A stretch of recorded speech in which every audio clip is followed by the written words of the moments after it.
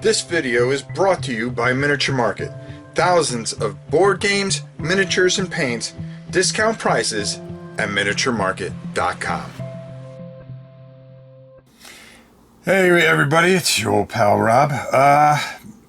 Again, we're starting off our videos a certain way for a while until we get to where we need to be physically and everything like that. I've really wanted to do an introduction of something that means a lot to me. And the reason I'm bringing this up is because I want to bring this back to the forefront, you know, especially on this channel. I love playing Ancients, but the Bellis Antiquitatis, which I can never say correctly, so forgive me, and if don't even bother correcting me because I'm still not going to say it right.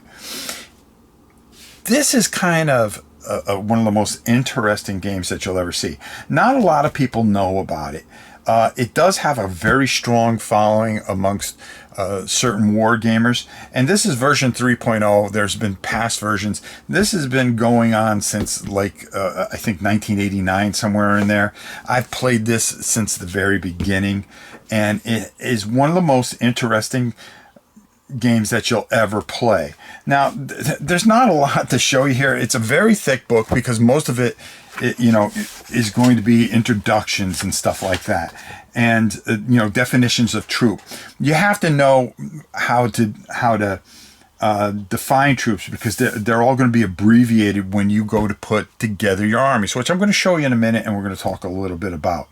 Your playing area is usually we used to play on 2 foot by 2 foot, 2 by 2, but right here it says 24 by 32.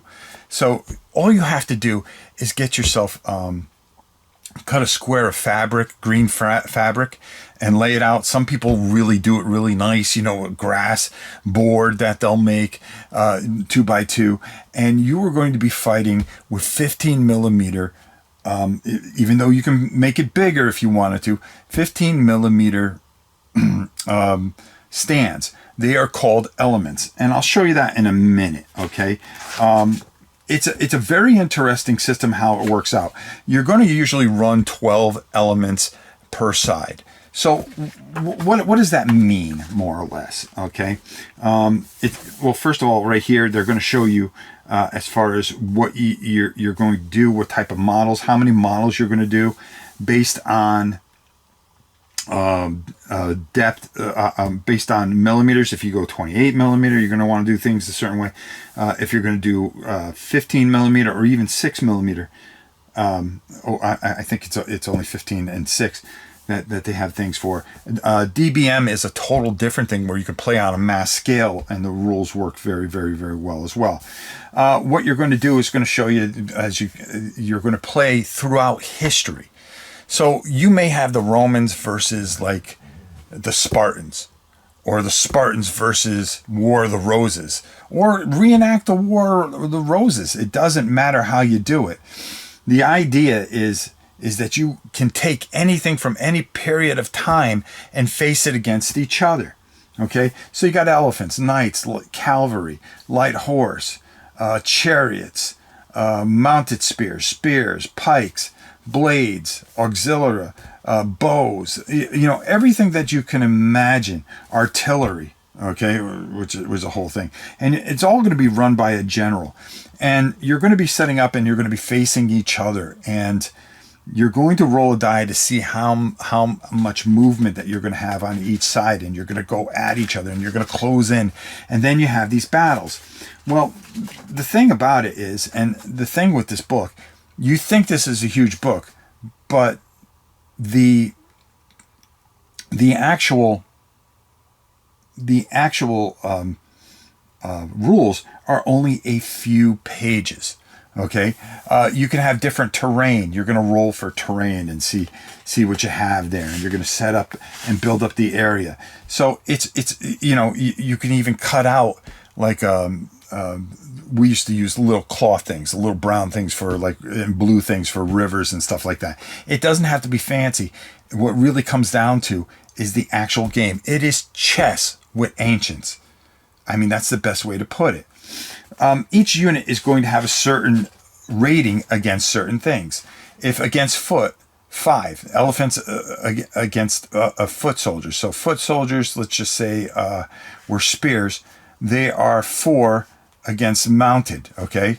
And elephants are 5. You're going to roll a d6. Whoever gets higher wins. That'll push them back in certain ways.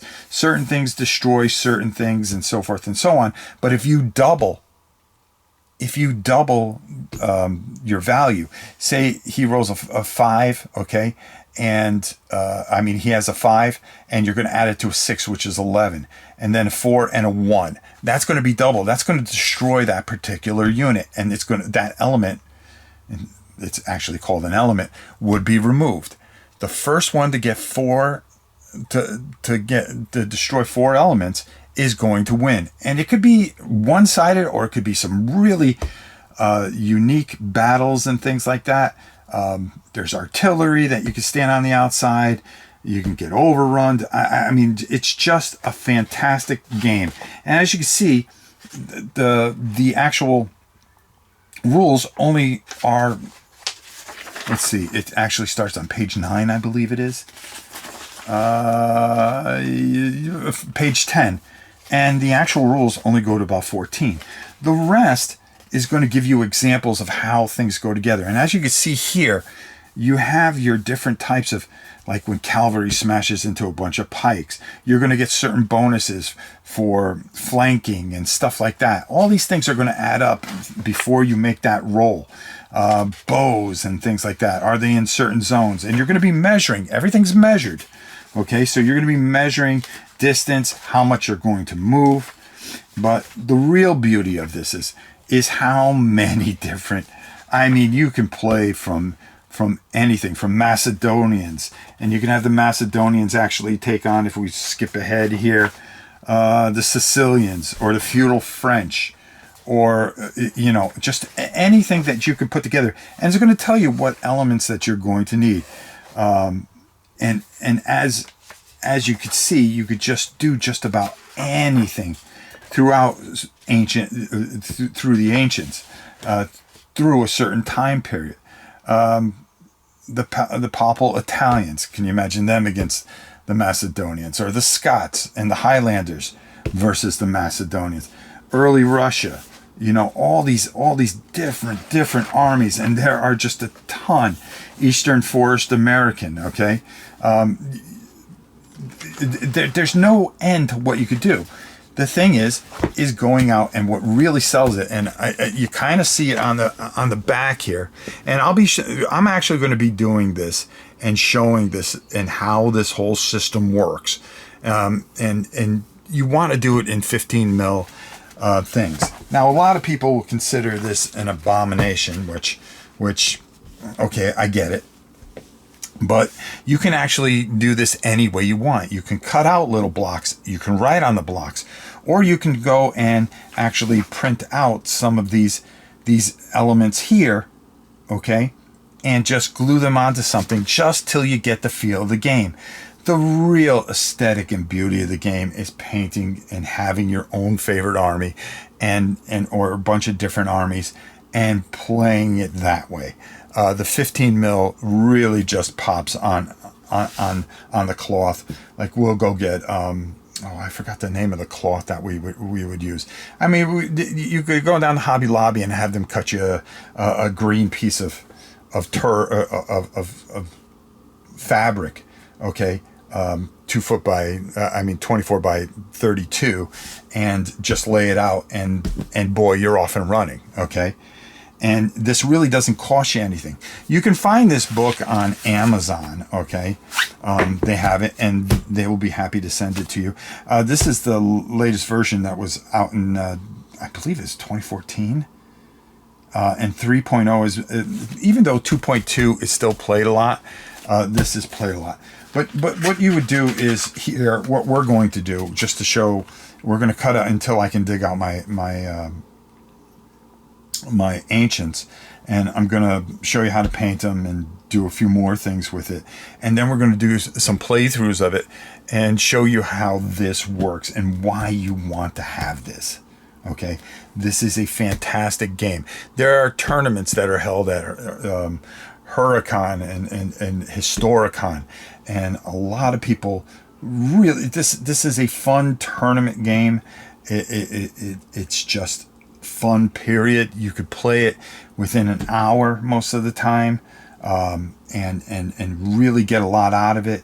It is one of those all-time great games, and easy to learn, impossible to master. But I'm going to be cutting these elements out. I'm going to be putting them on the cardboard, or I got some wood chips that I got at Hobby Lobby, so maybe I'll glue them on there just so we can do some examples and you can get an idea of how this game is played and why you should be playing it.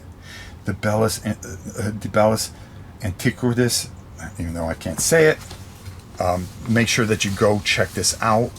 I'll be doing more videos on it. We'll be doing some playthrough videos on it, showing you how to play this fantastic game and everything. But I wanted to introduce this to you, get you interested in it, and then we'll show you where it goes from there. There are just so many great book games out there that you don't have to spend a ton of money. And the reason I'm showing you this is if you don't have the money to get stuff from Essex or some of the other companies, that you can actually just print this out on BGG, okay, these different armies, and get them to the table with just a piece of cloth and really get going. The book isn't expensive. You can get it for like $15, and you're off and running, and you're having a whole experience for $15. I mean, you can't go wrong. This is a great system, and I can't wait to show it to you. We'll have more on it next week. Until next time, it's your old pal Rob. We'll see you soon, everybody.